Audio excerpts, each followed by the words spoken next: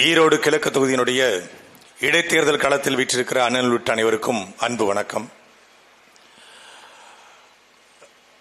கண்ணு கட்டின தூரத்துக்கு எதிரியே இல்லை, அதனால தேர்தல் களத்துக்கு போகாமலே நாங்கள் வெல்வோம் என்று மரியாதைக்குரிய தமிழ்நாட்டுடைய முதலமைச்சர் ஐயா ஸ்டாலின் அவர்கள் இன்றைக்கு அறிக்கை வெளியிட்டிருக்கிறார். துரோகிகளும் எதிரிகளும் எங்களை வீழ்த்துவதற்காக தேர்தலை புறக்கணித்திருக்கிறார்கள் என்று நாம் தமிழர் கட்சியை பெயரை சொல்லாமல் பாஜக அதிமுக தூண்டுதலின் பேரில் நாம் தமிழர் கட்சி ஈரோட்டில் போட்டி போடுது அப்படின்னு சொல்லி ஐயா சொல்லியிருக்காங்க. பாஜக அதிமுக தூண்டுதல நாங்க போட்டி போடுறோமா, இல்ல அதிமுகவோட முன்னாள் அமைச்சர்கள் கால்களில் கையை பிடிச்சி ஏந்தி கெஞ்சி கூத்தாடி அதிமுக காரங்க ஓட்டை எங்களுக்கு எப்படியாவது போட்டு விடுங்க, இல்லைன்னா சீமான் மேல ஏறிவார்னு சொல்லி நாங்க சொல்றோமா, இல்ல நீங்க சொல்றீங்களா? இதை நான் சொல்லல, ஜூனியர் விடன் சொல்லுது. இந்நாள் அமைச்சர் முன்னாள் அமைச்சருடைய கைகளை கால்களாக பற்றி கொண்டு சீமான் மேல ஏறி வருது, கண்ணுக்கு தெரியுது. சீமான் டெபாசிட் வாங்கிட்டா எங்களுடைய அமைச்சர் பதவி காலியாயிரும், முதலமைச்சர் கோச்சுக்குவாரு, அதனால அதிமுக ஓட்டை எப்படியாவது போட சொல்லுங்கன்னு சொல்லி வெக்கம் மானம் சூடு சொரணை இல்லாம அதிமுக காரன் காலில் விழுந்து ஓட்டு பிச்சை கேட்கிற நீங்க எங்களை பேசலாமா? எங்களை பேசலாமா? இவர் பெரிய முத்துராமலிங்க தேவர், இவர் தொகுதிக்கே போகாம அப்படியே வாய்ப்பூட்டு சட்டம் போட்ட உடனே ஜெயிச்சிருவாரு. மக்கள்கிட்ட வர்றதுக்கு தைரியம் இல்ல. ஏன் தைரியம் இல்ல? மக்கள் கேட்பா, 4 வருஷம் ஆட்சியில நீங்க என்ன பண்ணீங்க? மக்கள் கேட்கான இல்லையோ நாங்க நாக்க புடுங்க மாதிரி கேட்போம். நாங்க கேட்கிற கேள்வி ஐயா ஸ்டாலினுக்கு போய் சேரும். 4 வருஷம் ஆட்சி, நல்ல ஆட்சி, அதுக்கு 4 வருஷமே சாட்சி. எப்படி பிடிக்கிறாங்க பாருங்க பாயிண்ட. நல்ல ஆட்சி 4 வருஷமே சாட்சி. அதான் நாங்களும் சொல்றோம், நாரி போன ஆட்சியதுக்கு 4 வருஷமே சாட்சின்னு. வெக்கங்கட்ட ஆட்சியதுக்கு வேங்க வயல சாட்சி, அயோக்கியத்தனமான ஆட்சியதுக்கு அரிட்டாப்பட்டிய சாட்சி, அநீதியான ஆட்சியதுக்கு அண்ணா பல்கலைக்கழகமே சாட்சி. ஒரு முதலமைச்சர் ஈரோடு ஒரு தொகுதியில இடைத்தேர்தல் நடைபெறுது, அவர் வரமாட்டாரா, அமைச்சர்மார்கள் போக மாட்டாங்களா? நாங்க போகாமலே ஜெயிச்சிடுறோம். பாத்துறீங்களா? போகாம ஜெயிக்கிறதுக்கு இல்ல, வந்து இந்த 4 வருஷத்துல இந்த மக்களுக்கு நாங்கள் என்ன செஞ்சிருக்கோம்னு சொல்லணும்ல. ஒன்னும் சொல்ல முடியாது. அதிகபட்சம் என்ன சொல்லுவாங்க? மரியாதைக்குரிய நம்ம புரட்சி திராவிடர் அண்ணன் சத்யராஜ் அவருடைய அன்பு மகள் திவ்யா சத்யராஜ் அவர்கள் சொன்னது போல, எதுக்காக நீங்க திமுக போய் சேர்ந்தீங்கன்னு அவங்க கேட்கறாங்க. நான் உண்மையிலே வியந்துட்டேன். எனக்கு கூட திமுக ஜாயின் பண்ணணும்னு அந்த நொடி தோணுச்சு. ரொம்ப ப்ரௌட் மொமெண்டா இருந்துச்சு அது. அவங்க சொல்றாங்க, திமுக வந்து நான் ஒரு நியூட்ரிஷனிஸ்ட், நான் ஒரு உணவு பத்தி ஆராய்ச்சி பண்றவ, ஆரோக்கியத்துக்கு நான் ரொம்ப முக்கியத்துவம் கொடுப்பேன், திமுகவும் ஆரோக்கியத்துக்கு முக்கியத்துவம் கொடுக்கிற கட்சி, அதனால நான் வந்து திமுக சேர்ந்தேன். திமுக எப்படி என்ன ஆரோக்கியத்துக்கு என்ன முக்கியத்துவம் கொடுத்தாங்க? திமுக பாத்தீங்கன்னா காலை உணவாக மாணவிகளுக்கு குழந்தைகளுக்கு ஆரோக்கியமான உணவு கொடுக்கறாங்க, அதனால ஆரோக்கியத்துக்கு முக்கியத்துவம் கொடுக்கிற கட்சி, அதனால நான் திமுக சேர்ந்தேன். எது 5 நாள் போடுற காலை உணவுல 4 நாள் உப்புமா, அந்த உப்புமாவுல ஒரு நாள் அதுக்கு பேர் ஒரு பேர் வச்சிருக்கான், இன்னொரு என்னக்கா போடும், அந்த ஒண்ணு உப்புமா கிச்சடி.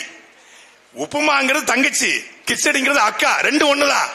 உப்புமாங்கிறது இருக்கிறதுலயே மட்டமான கேவலமான உணவு. உப்புமா அது ரொம்ப தப்புமா. அந்த உப்புமாவை போடுறது அது ஆரோக்கியமான உணவா? இவங்க தேர்தல் அறிக்கையில காலை உணவாக நாங்க பள்ளி மாணவர்களுக்கு சத்தான பால் கொடுப்போம், முட்டை கொடுப்போம் அப்படின்னு சொன்னாங்க. இப்ப ஒரு மாட்டுக்கறி போடுறாங்க, ஒரு மீன் கொடுக்கறாங்க, ஒரு கோழி இறைச்சி கொடுக்கறாங்க, ஒரு முயல் கறி கொடுக்கறாங்க அப்படின்னு. ஆமக்கறி தடை, அதனால கொடுக்க முடியாது. இது கொடுக்கலாம், அது ரொம்ப சத்தான உணவு. எனக்கு சாப்பிட்டவர் தானே தெரியும், சாப்பிட்டவர் சொல்லி கேள்விப்பட்டிருக்கேன். அப்ப அந்த கறி கொடுக்கலாம். உப்புமா ஆரோக்கியமான உணவா?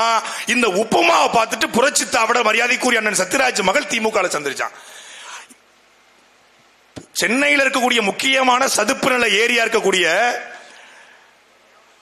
மொத்த ஏரியும் ஆக்கிரமிச்சு அந்த ஏரியினுடைய 90 விழுக்காடு குப்பையாக மாத்தி வச்சிருக்கிற திமுக ஆரோக்கியமான கட்சி என்று மரியாதைக்குரிய திவ்யா சத்யராஜ் சொல்றாங்க. தமிழ்நாடு முழுமைக்கு இருக்கக்கூடிய மலைகளை உடைத்து ஆத்து மணல கொள்ளையடிச்சு ஆற்றை சாக்கடையா மாத்தி ஒட்டுமொத்த நாடையும் சாக்கடையா மாத்தி வைக்கிற திமுக ஆரோக்கியத்தை பெறுகிற கட்சியா. சரி, அடுத்து என்ன நீங்க வியந்து போய் சேர்ந்தீங்க அப்படின்னா, திமுக வந்து பெண்களுக்கு முக்கியத்துவம் கொடுக்கிற கட்சி, அதனால நான் பாத்தீங்கன்னா நான் அதை சேர்ந்தேன். பெண்களுக்கு என்ன முக்கியத்துவம் கொடுப்பாங்க அப்படின்னு கேக்குறாங்க. பெண்களுக்கு பாத்தீங்கன்னா அவங்க இல்லத்தரசிகளுக்கு 1000 ரூபாய் கொடுத்திருக்காங்க. ஏன் இதையே நீங்க சொல்லல? கரூர்ல மகளிர் நீதி இடுப்பு பிடிச்சுக்கிறாங்க, அதனால பெண்களுக்கு முக்கியத்துவம் கொடுக்கச்சு, அதனால நான் போய் சேர்ந்தேன். அண்ணா இது அன்பழகனுடைய கூட்டத்தில் பெண் காவலர்களை பாலியல் ரீதியா துன்புறுத்தினாங்க, அதனால அது மகளிருக்கு முக்கியத்துவம் கட்சி, அப்படி போய் நான் சேர்ந்தேன். 13 வயது குழந்தை போலீஸ் பூத்துக்குள்ள வச்சு பாலியல் ரீதியாக துன்புறுத்தப்படுறார், அதனால் அது பெண்களுக்கு முக்கியத்துவம் கட்சி, நான் போய் சேர்ந்தேன் அப்படின்னு சொல்லலாம். அண்ணா பல்கலைக்கழகத்தில் பாலியல் ரீதியாக துன்புறுத்தப்பட்ட மாணவியை எஃப்ஐஆர் லீக் பண்ண வச்சு அந்த மாணவியவே குற்றவாளியாக மாற்றிய கட்சி திமுக, அதனால் நான் திமுக போய் சேர்ந்தேன் அப்படின்னு ஏன் நீங்க சொல்லல? திமுகவில் ஒரு கூட்டத்துக்கு ஒரு பெண்ணு, அழகான பொண்ணு போயிட்டு திரும்பி வர முடியுமாடா? அது ஒரு கட்சி, அந்த கட்சி பெண்களுக்கு பாதுகாப்பான கட்சியா?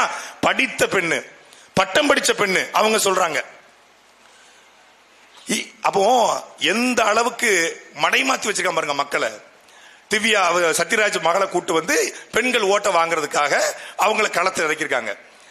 உலக தலைவர் நாங்க யாரு இவங்க ஈவேராவை உலக தலைவர் நாங்க. ஒரே ஒரு கேள்விதான் கேட்டாருங்க. அவர் உலகத்தில் கூடிய டாப் 10 லீடர்ல அவர் ஒருத்தருங்க. அவருக்கு யுனெஸ்கோ விருது கிடைச்சிருக்குங்க அப்படின்னு சொல்லிட்டு இருந்தாங்க. ஒரு கேள்வி கேட்டாரு. இந்த வடிவேல் படத்துல பார்த்திபனும் வடிவேல் இருப்பாங்க, இங்கு நல்ல மீன்கள் விற்கப்படும் அப்படின்னு. அது மாதிரி இங்க நல்ல மீன்கள் விற்கப்படும், ஈவேரா உலக தலைவர். அம்பேத்கர் சொன்னது போல உங்க ஈவேரா சொன்ன ஒரு உலக தத்துவத்தை சொல்லுனாரு. கற்பி, புரட்சி செய், ஒன்று சேர் என்று சொல்லது போல உங்க ஒரு உலக தத்துவத்தை சொல்லுங்க. இல்லங்க நாங்களும் சொல்லிருக்கோங்க. என்ன சொல்லுங்க? என்ன சொல்லிருக்கோம்? மானமும் அறிவும் மனிதருக்கு அழகுன்னு சொல்லிருக்கோம். அது நீ சொல்லலடா, அது 1500 ஆண்டுகளுக்கு முன்பு வாழ்ந்த ஒரு இஸ்லாமிய துறை சொன்ன கோட்பாடு. அதை நீ காப்பி அடிச்சுக்கன்னு சொன்ன உடனே இங்கு நல்ல மீன்கள் விற்கப்படும் சொன்ன உடனே நல்ல மீன்கள் விற்கப்படும். அவரு இந்த தமிழ்நாட்டில் இருக்கக்கூடிய ஆகச்சிறந்த ஆளுமை, அவருடைய இடஒதுக்கீடு தெரியுமா? அவருடைய பெண்ணியம் தெரியுமா? அவருடைய சமூக நீதி தெரியுமா? சரி சொல்லுவா, அவருடைய இடஒதுக்கீட்டுல அவருக்கும் என்ன சம்பந்தம் இருக்கு? இடஒதுக்கீட்டுல ஆணைமுத்துக்கு பங்களிப்பு இருக்கா, ஈவேராக்கு பங்களிப்பு இருக்கா? இல்லங்க, மொழி சீர்திருத்தம் பண்ணிருக்காங்க. அது குத்தூசி குருசாமி, நீங்க எங்க கூட்ட காதல குத்தாத அவர் இல்லைன்னு. சரி, சாதி ஒழிப்பு, கேள்வன்மணி கோபால் நாயக்கரை கட்டி பிடிச்சு உருண்டி அவருக்கு ஆதரவு இருக்காரு. சாதி ஒழிப்பாது மயிர் ஒழிப்பாவது அது இல்லப்பா அப்படின்னாச்சு. சரி, இங்க விற்கப்படும். இப்போ உலக தலைவரா இருந்தவங்க தமிழ்நாட்டு தலைவராக்கி இப்ப எப்படி ஆகியிருக்காங்கன்னா, ஈரோட்டுக்கு பெரியார் என்னென்ன பண்ணிருக்காரு தெரியுமான்னு கொண்டு பாட்டாங்க. இன்னைக்கு சுரட்டி தமிழ்நாட்டுக்கு முழுக்க கொண்டாடின தலைவரை, உலக தலைவரை ஈவேரா அரசு மருத்துவமனைக்கு 1933 கட்டில் வாங்கி போட்டிருக்காரு. விவோசி பார்க்கல கூடிய அந்த தண்ணி டேங்க கட்டி கொடுத்தது விவோசி ஈவேரா தான். ஈவேரோட தங்கை அன்னம்மாள் தான் முதல்ல நகரமன்ற உறுப்பினராக இருக்கும்போது பெண்களுக்கு இங்க ஆசிரியர் பணி வந்துட்டல. இப்போ அரசு மருத்துவமனைக்கும் வாட்டர் டேங்க் எடுக்கும் ஒரு வார்டு கவுன்சிலர் பண்ற வேலைடா. அப்ப உங்க ஐயா வார்டு கவுன்சிலரா அப்படின்னு கேட்டிருக்கோம். சரி, அது கூட விடு. ஈவேரா மொத்த ஈரோட்டுக்கு என்ன பண்ணாரு? வஉசி பூங்கால ஒரு தண்ணி துணி கட்டி விட்டாரு. அரசு மருத்துவமனை கட்டு வாங்கி போட்டு நேரத்தை எங்க அக்கா கேட்டாங்க, அந்த அரசு மருத்துவமனை தான்டா ஈவேரா பேரக்கூடிய அரசு மருத்துவமனையில லிப்ட் வேலை பார்க்கல, ஸ்கேன் எக்ஸ்ரே கூட இல்ல, இதுதான் உங்க ஈவேரா மருத்துவமனை லட்சணமானு கேட்டாச்சு. இப்ப எதுவுமே இல்லாம இப்ப என்ன செய்யறது தெரியாம வடிவேலு கதையா வா வா ஏரியாக்கு வா ஈரோட்டுக்கு வந்தாங்க. ஈரோட்டுக்கு வந்தாச்சு. ஈரோட்டுக்கு பெரியார் நகர் மட்டும் வந்துடாத, அங்க வேற இருக்கும். பெரியார் நகருக்கே வந்தாச்சு. கூட்டம் நடக்கிறதே பெரியார் நகர் தான். வேற எங்கடா வரணும்? வேற எங்கேயும் வர சொல்றதுக்கு வேலை இல்லப்பா, என்னை விட்டுருப்பா அப்படின்னு கெஞ்சிற மாதிரி ஆயிடுச்சு. போ மொத்தமா முடிஞ்சிருச்சு. கொள்கையற்றவர்கள், கோமாளி கூட்டங்கள். இன்னைக்கு காலையில நாங்கள் இன்னைக்கு சீமான் கூட்டம் நடந்தால் அங்க பெட்ரோல் போடுவோம். ஏண்டா நீ பெட்ரோல் போடுவோம், நான் இழிச்சோ பையில நான் டீசல் வண்டி வச்சிருக்கேன். அப்ப என் வண்டிக்கு டீசல் வண்டிக்கு டீசல் போடு, பெட்ரோல் வண்டிக்கு பெட்ரோல் போடு. எங்க அண்ணன் வண்டி டீசல் வண்டி, எங்க வண்டி டீசல் வண்டி, ஹிமாயின் வண்டி டீசல் வண்டி. நீ பெட்ரோல் மட்டும் போட்டனா அப்ப டீசல் வண்டிக்காரன் இழிச்சு வேணா. எந்த வண்டிக்கு டீசல் போடணுமோ டீசல் போடணும், பெட்ரோல் வண்டிக்கு பெட்ரோல் போடணும். மாத்தி போட்டா இன்ஜின் சீஸ் ஆயிரும், அப்புறம் அபிஷ் ஆயிரும். அது ராஸ்கல்ஸ் பெட்ரோல் பாம்பு போடுவாங்களா? டேய், சுகர் மாத்திரை போடுங்கடா முதல்ல, சுகர் மாத்திரை. ஈரோட்டுக்கு வந்தா சீமான் நடமாட முடியாது. நாங்க நடமாடவே இல்லையே, கார்ல போயிட்டு இருக்கோம். நாங்க நடமாடவே இல்லை. நடமாடுறது எங்க அக்கா தங்கச்சி தான் ஓட்டிங்க. அண்ணன் நடமாடவே இல்லையே, நடமாட முடியாது. அதுதான் நாளைக்கு மத்தியானம் போயிட்டீங்க அண்ணன்ட்ட, அண்ணன் இந்த மாதிரி திருமுருகன் காந்தி என்னப்பா இல்ல, நான் திருமுருகன் காந்தி ஒரு 4 நாள் பிரச்சாரம் பண்ணிருக்காப்ல, ஒரு 100கணக்கான பேரை கூட்டு பிரச்சாரம் பண்ணிருக்காப்லையா? அப்படியா? பார்க்கவே இல்லையே அப்படின்னாப்ல. இல்ல பிரச்சாரம் பண்ணிருக்காப்லையா, அவங்க தங்குற இடமும் இல்லாம உணவு இல்லாம அவங்க ரொம்ப கஷ்டப்படுறாங்களான்னு சொல்லி ஒரு பதிவு போட்டிருக்காரு நம்ம முகநூல்ல பணம் கேட்டு. அண்ணன் உண்மையிலே டேய், தனி ஒரு மனிதனுக்கு உணவில்லை ஜகத்தினே அழித்து சொன்ன பாரதியோட வம்சத்துல வந்துட நம்ம அந்த பாரதியோட வம்சத்துல பிறந்துட்டு ஒரு மனுஷன் சாப்பாட்டுக்கு வழியிலன்னு நடுத்தூர்ல இறங்கிட்டாமனா, சாப்பாட்டுக்கு வழியிலன்னு என்ன திட்டினாதான் சாப்பாடு அப்படின்னு நினைச்சிட்டானா, கைத்து மேல நடந்தாதான் அவன் அடுத்த வேளை உணவு கிடைக்கும் நம்பிட்டானா, 5000 ரூபாய் பணம் போட்டு விட்டு பாவம்டா. சத்தியமா சொன்னாருங்க, சத்தியமா சொன்னாரு. உன்ட பணம் இருக்கான்னு கேட்டாரு. இல்லன்னா நான் தர்றேன், இல்ல நான் போட்டேன்னு ஜிபே பண்ணிடுறேன்னு சொல்லி சத்தியமா ஜிபே அனுப்பிட்டு தான் வந்திருக்கேன். அனுப்பிட்டேன். 5000 ரூபாய் பணத்தை திருமுருகன் காந்தி போட்டிருக்கேன். திட்டி திட்டி பேசினாலும் வட்டியில சோறு வைப்பாங்கிற மாதிரி எங்க அண்ணனை திட்டி பேசக்கூடிய திருமுருகன் காந்திக்கும் 5000 ரூபாய் தூக்கி கொடுத்திருக்காரு. நான் அண்ணன் திருமுருகன் காந்திக்கு ஒரு கோரிக்கை வச்சேன். நீங்க எதுக்கு தனியா ஒரு அறை எடுத்து ஒரு 100 பேரை கூட்டு வந்து சாப்பாட்டுக்கு கஷ்டப்பட்டு இப்படி தமிழர்கள்ட்ட கெஞ்சிரீங்க? எப்படியாவது திமுக காரனுடைய அட்டென்ஷன் கிடைக்கும், திமுக தலைவர் கவனிப்பாரு, மரியாதைக்குரிய வீட்டு வசதி அமைச்சர் முத்துசாமி கவனிப்பாரு நினைச்சாங்க. கவனிக்கல. அதனால என்ன பண்றாரு, பொது வழியில பிச்சை கேட்க ஆரம்பிச்சாப்ல. இந்த போறாங்கள, ஒரு ஜானு வயிற்றுக்குத்தான் எல்லாத்தையும் விக்கிறேன், நான் எல்லாத்தையும் விக்கிறேன், இப்ப இங்கே நிக்கிறேன், ஈரோட்டில நிக்கிறேன் அப்படிங்கிற மாதிரி திருமுருகன் காந்தி வந்துட்டாப்ல.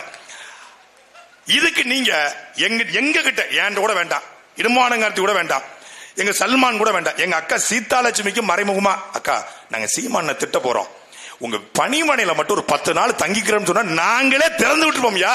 நாங்க ரொம்ப என்ன சொல்றது பிராட் மைண்ட் உள்ளவங்க நாங்க. நீங்க அங்க திறந்து விட்டுருப்போம். அழகா காலையில நல்ல முட்டை, தோசை, மதியம் கறிக்கஞ்சி, சாயந்தரத்துக்கு நல்ல கூழு, அதே போல இட்லி, தோசை, ஆம்லெட் நல்லா சாப்பிடலாம். நல்லா 10 நாள் எங்க கிட்டே சாப்பிட்டு எங்களை திட்டலாமே. நாங்க ஒண்ணு எவ்வளவோ பேர் திட்டுறான், எங்க கிட்ட இருந்து ஒரே தட்டுல ஒரே இலையில சாப்பிட்டு போனே திட்டுறான். அவனே நாங்க போடா என் சிப்ஸ் போயிட்டு இருக்கோம். நீ என்ன எதுக்கு போட்டு பிச்சை எடுக்கிற? வா, நீ யாராவது நாளைக்கு அண்ணன் சீமான திட்டம்னு முடிவெடுத்தீங்கன்னா நாளை கூட வாங்குங்க. எங்க பணிமனை திறந்திருக்கு, எங்கள் கதவுகள் திறந்திருக்கிறது, தயவு செய்து வாங்க. பெட்ரோல் பாம்பு போட்டு வீணடிக்காதீங்க, அது வண்டிக்கு தேவைப்படுது. எங்க பாதுகாப்பு பாசறைக்கு 3 நாளா பெட்ரோல் போடலன்னு சொல்லி கேட்டுக்கிட்டு இருக்காங்க. அந்த வண்டியை டேங்க நிரப்பி விடு, ஃபில் பண்ணி விடு, அதை பண்ணு. அதை விட்டு பாம்பு போடுற, மீன் போடுற. டேய், 1,00,000 துப்பாக்கிகளுக்கு மத்தியிலே ஈழத்திலே தலைவனை பார்க்க போன தலைவனுடைய தம்பிய நீ என்ன கொண்டு அடக்குவ? பயம் என்கிற ஒன்று இருப்பவனை மட்டும்தான் நீ அச்சுறுத்த முடியும். கோழைத்தனம் இருப்பவனை மட்டும் தான் அச்சுறுத்த முடியும். நீ எங்களை எப்படி அச்சுறுத்துவ? நாங்க திமுக வைத்து ஒரு நாள் போராடி இருந்தோம்ங்க. ஒரு 10 பேர் போராடணும். அண்ணன் தலைமையில 500 பேர் போராடணும். அப்புறம் அண்ணன் தலைமையில 5000 பேர். நாங்க தனித்தனியா ஒரு 100-200 ஆர்ப்பாட்டம் பண்ணிக்கிட்டு இருந்தோம் தமிழ்நாடு முழுக்க திமுக எதிர்த்து. இப்போ எங்களை எதிர்த்து தமிழ்நாடு முழுக்க ஆர்ப்பாட்டம் பண்ண எப்படி வளர்ந்திருக்கோம் பாருங்க. ட்ரெமெண்டஸ் growth தலையில் மாட்டோம். இங்க இருந்த நாங்க இங்க வந்துட்டோம். வாழ்க்கைங்கிற ஒரு வட்டம், இங்க மேல இருக்கவன் கீழே போவான், கீழே இருக்கிறது மேல போவாங்கிற மாதிரி இங்கே போராட்டம் பண்ணி கொண்டு நாங்கள் இங்க இருக்கிறோம். எங்களை எதிர்த்து ஒரு கூட்டம் போராட்டம் பண்ணுது. நாங்க கொள்ளையடிச்சோம்னு போராட்டம் பண்ணல, நாங்க ஆத்தமடல கொள்ளையடிச்சோம்னு போராட்டம் பண்ணல. கனிம வளத்தை கொள்ளையடிச்சாங்க, ஊழல் பண்ணிட்டாங்க, லஞ்சம் வாங்கிட்டாங்க, பண அபகரிப்பு பண்ணிட்டாங்க, அமலாக்கத்துறையை ஏமாத்திட்டாங்க, வருமானத்தை சுத்தி செஞ்சாங்கன்னு போராட்டம் பண்ணல. கொள்கை ரீதியாக எங்களை விமர்சனம் செய்யறான். இதுதான் எங்களுக்கு ரொம்ப பிடிச்சிருக்கு. I love this. கொள்கை ரீதியான விமர்சனம். வா, தர்க்கம் செய்யவா. அண்ணன் சீமான் தலைமையிலே ஒரு பெரிய கருத்தரங்கு நிகழ்த்துவோம். நீ ஒரு 5 பேரை கூட்டு வா, நாங்க ஒரு 5 பேரை கூட்டு வரோம், விவாதிப்போம்.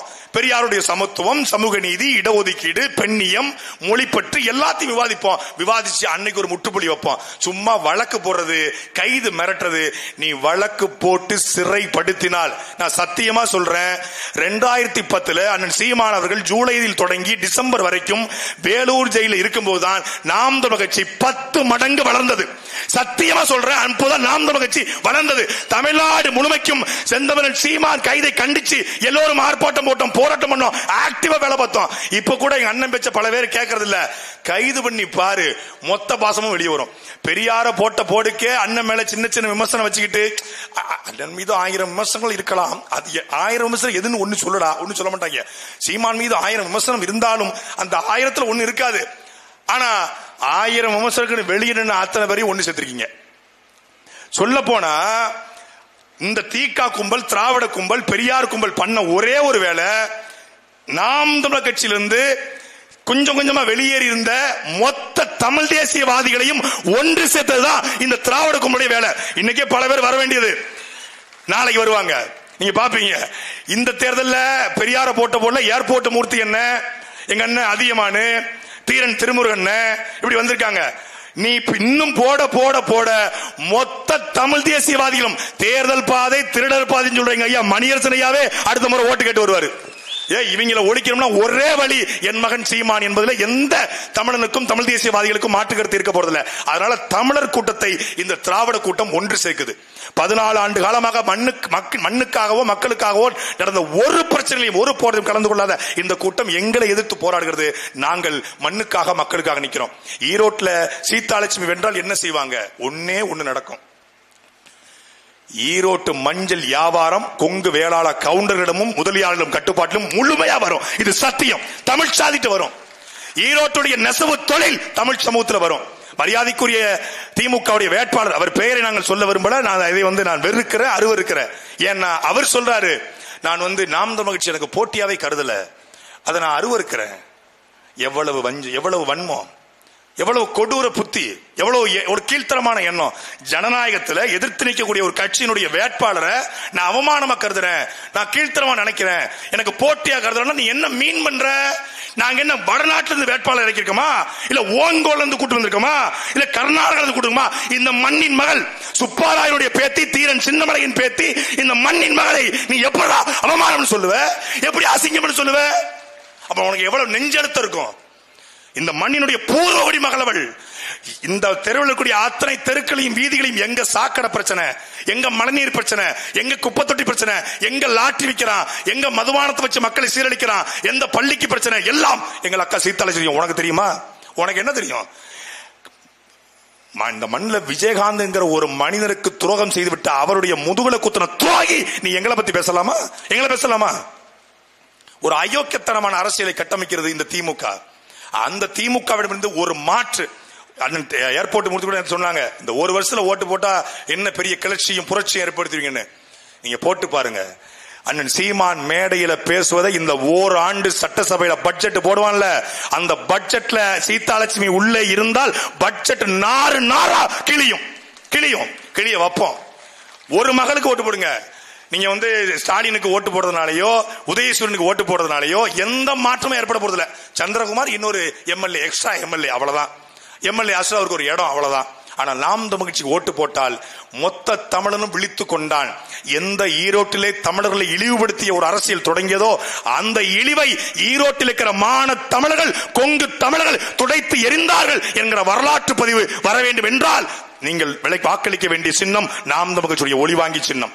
அன்பிற்குரிய மக்களே, இது ஒரு இறுதி வாய்ப்பாக நான் வந்துக்கிறோம். நாங்க ஓட்டை பிரிக்கிறதுக்கோ டெபாசிட் வாங்குறதுக்கோ இல்ல எங்களுடைய இருப்பை தக்க வைப்பதற்கோ இல்ல நாங்க வளர்ந்துகிட்டு இருக்கோம் காட்டுறதுக்காக இந்த தேர்தலை போட்டி போடல. உண்மையிலே பிச்சை எடுத்து எங்கள் சொந்த பணத்தை போட்டு, ஊழல் பணத்தை போட்டு நாங்கள் வாக்குகளை எங்கள் சொந்த பணத்தை போட்டு இந்த மக்களுக்காக நிக்கிறோம். எங்களுக்கு வளர்வது டெபாசிட் வாங்குவது இலக்கல்ல. இந்த 4 ஆண்டாளாக திமுக என்கிற இந்த கட்சி தமிழ்நாட்டை நாசமாக்கி இருப்பதற்கு ஒரு சான்றாக இந்த தேர்தல் அமைய வேண்டும். அதற்கு ஒரு வெற்றி தேவைப்படுகிறது. அந்த வெற்றியை நீங்க வழங்குவீர்கள். வெற்றி கிடைக்கும்னு அவனுக்கு தெரிஞ்சிருச்சு. உளவுத்துறை ரிப்போர்ட் படியே முத்துச்சாமிக்கு போன ரிப்போர்ட் படு பயங்கரமான ரிப்போர்ட். அதனாலதான் 300 ரூபாய் இப்ப 1500 ரூபாய் மாறி இருக்கு. 3 தாள் மாறிடுச்சான். 300 தான் கொடுக்கிற திட்டம் இப்ப 1500 ரூபாய் மாறி இருக்கு. மொடக்குறிச்சியில உட்கார்ந்துகிட்டு செந்தில் பாலாஜியோட இன்ஸ்ட்ரக்ஷன் மூலியமாக நடந்துகிட்டு இருக்கான். உள்ள வரமாட்டார், அவரு படுத்துக்கிட்டு ஜெயிப்பார்ல முத்துராமலிங்கத்தவர், வெளியே இருந்துகிட்டு வேலை செய்யறாப்ல. 1500 3000 இல்ல 30,000 கொடுத்தாலும் 3 லட்சம் கொடுத்தாலும் மான தமிழர்களுடைய வாக்கை எவனும் வாங்க முடியாது என்கிற நிலையை இந்த ஈரோடு களத்திலே உருவாக்குங்கள். போன முறை கைக்கு, இந்த முறை மைக்கு. நன்றி, வணக்கம். அடுத்ததாக மாநில ஒருங்கிணைப்பாளர் ஹுமாயூன் கபீர் அவர்கள்.